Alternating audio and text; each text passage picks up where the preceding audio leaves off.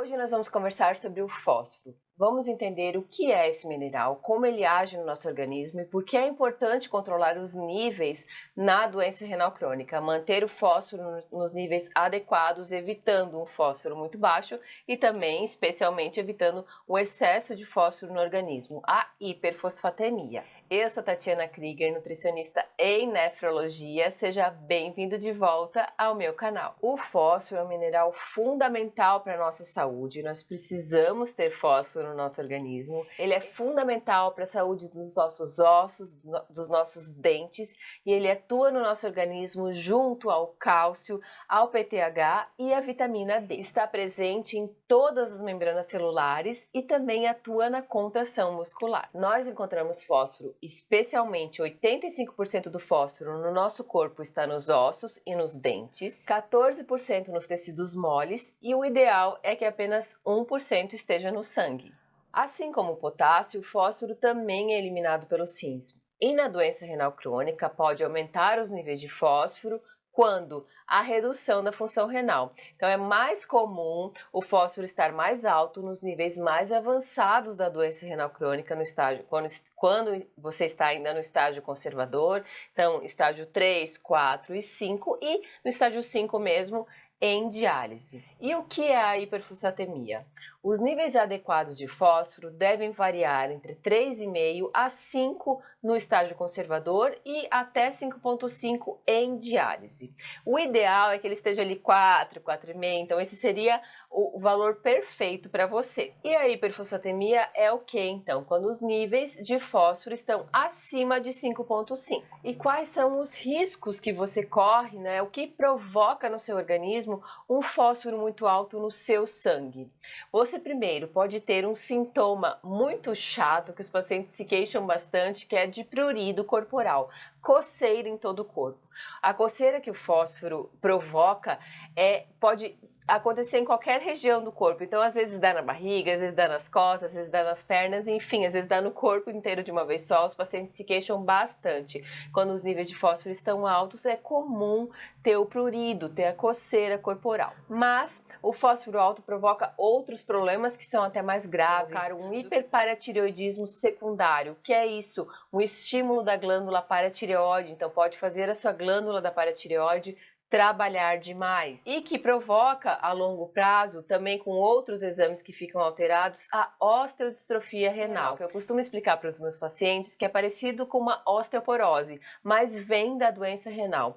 Então o fósforo alto, um PTH alto, um cálcio alterado, uma vitamina D alterada, pode provocar a osteodistrofia renal, que deixa o seu osso fraco, né? Então enfraquece o osso a longo prazo, o que pode provocar fraturas, mesmo sem você ter tido uma queda muito importante, né? Então, às vezes, com uma pequena batida, né, você pode já quebrar um osso e fica também mais difícil a recuperação dessa estrutura óssea após a fratura. Além disso, o fósforo, ele calcifica veias e artérias do coração.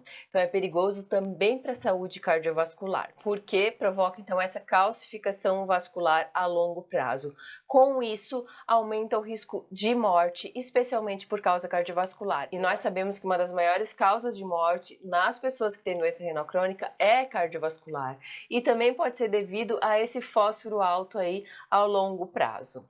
Então é muito importante você manter os seus níveis de fósforo adequados para evitar que todos esses problemas aconteçam com a sua saúde. E por que o fósforo aumenta então, né? Como eu falei para vocês no início do vídeo, o fósforo é eliminado pelos rins, então a redução da função renal naturalmente faz com que aconteça um acúmulo no organismo, também é um pouco eliminada pelo suor. Outras questões também podem aumentar os níveis de fósforo, como o uso inadequado de vitamina D. Então é importante somente tomar a vitamina D conforme a prescrição do seu médico nefrologista.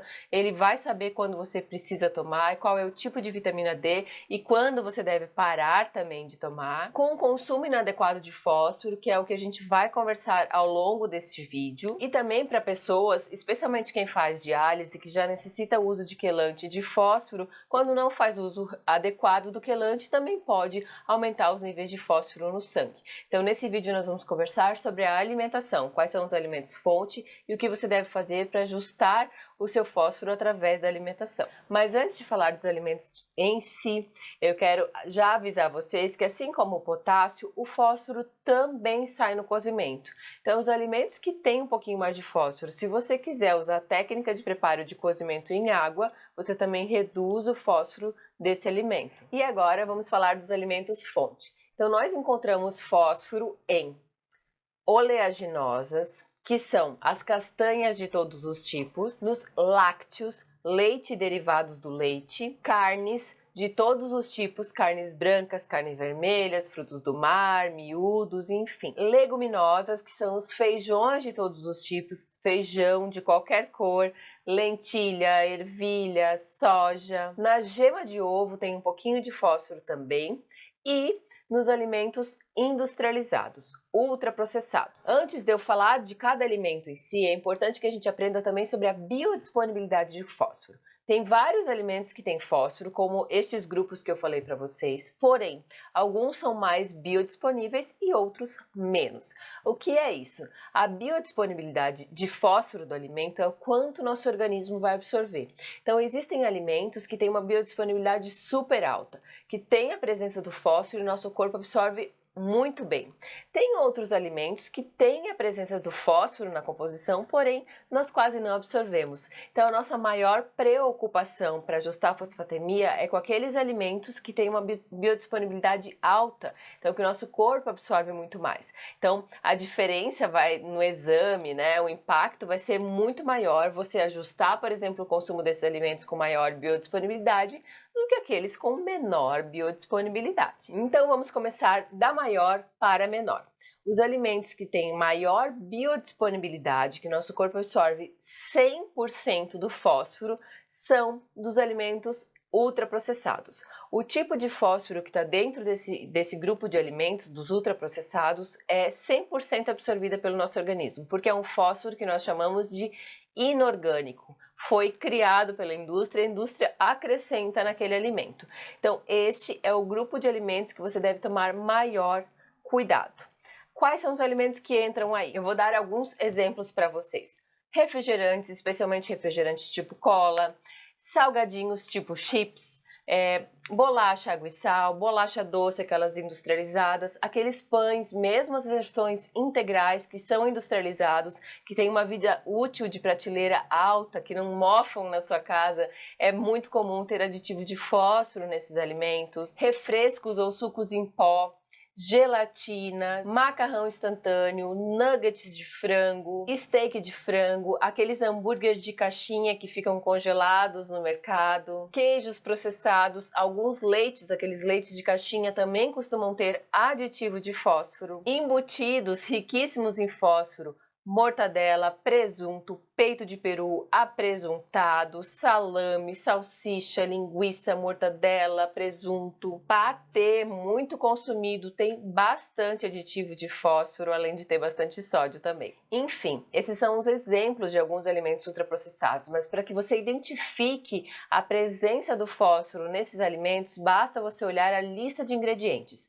Se você ler na lista de ingredientes e tiver algum nome ali estranho que tenha a sequência das letras fósforo, você está consumindo um alimento que tenha fósforo. Vou te dar alguns exemplos: pirofosfato, polifosfato, dipolifosfato, ácido fosfórico, ou apenas a palavra fosfato ou fosfórico é fósforo que tem ali naquele alimento. Então, se você leu na lista de ingredientes do alimento, identificou algumas dessas palavras, você está consumindo, né, ou vai consumir um alimento que tem fósforo como aditivo. Agora, então, vamos falar dos alimentos orgânicos que contêm fósforo também. Então, em segundo lugar, pensando na biodisponibilidade, né, os ultraprocessados têm 100% de biodisponibilidade. E após os ultraprocessados, vem os lácteos. Leite e derivados do leite tem aproximadamente 90% de biodisponibilidade. Então a absorção de fósforo também é elevada no leite e nos derivados do leite. É óbvio que tem alguns que são mais interessantes do que outros. Por exemplo, eu sempre falo bastante do leite. O leite de caixinha, tem vários leites de caixinha que tem fósforo como aditivo.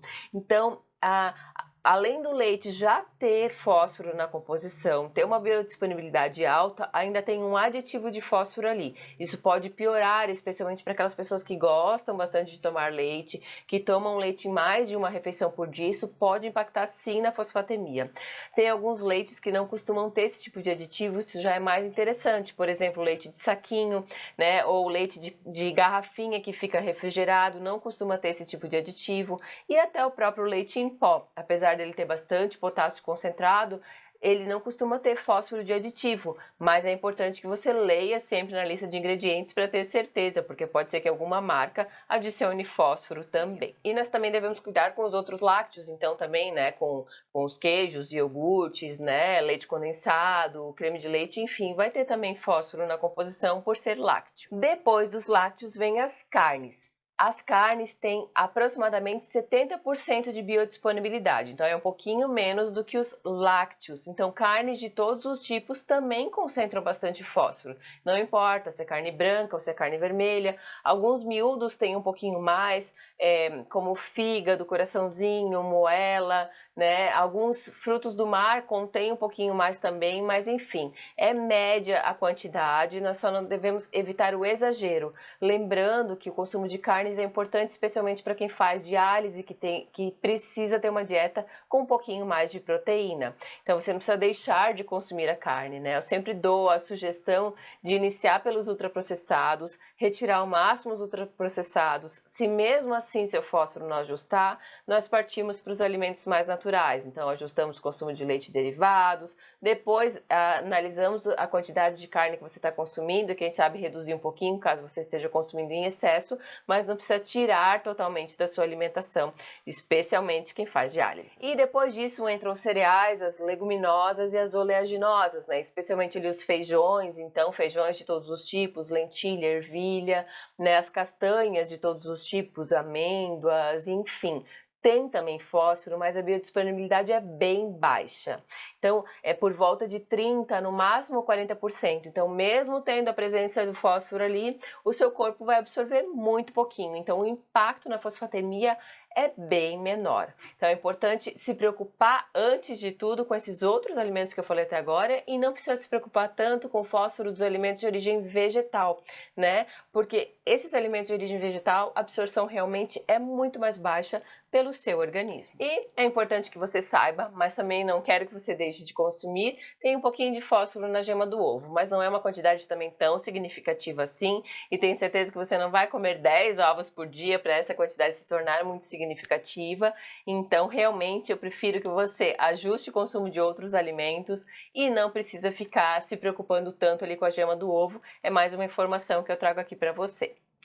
Eu espero que vocês tenham gostado desse vídeo, que tenha ajudado de alguma forma, que isso ajude a manter os níveis de fósforo mais adequados, para que vocês entendam por que nós falamos tanto do fósforo, por que é importante cuidar e quais são os alimentos que devem ser levados em consideração. Se você ainda não está inscrito aqui no canal, se inscreva, porque tem vídeo novo toda semana para você.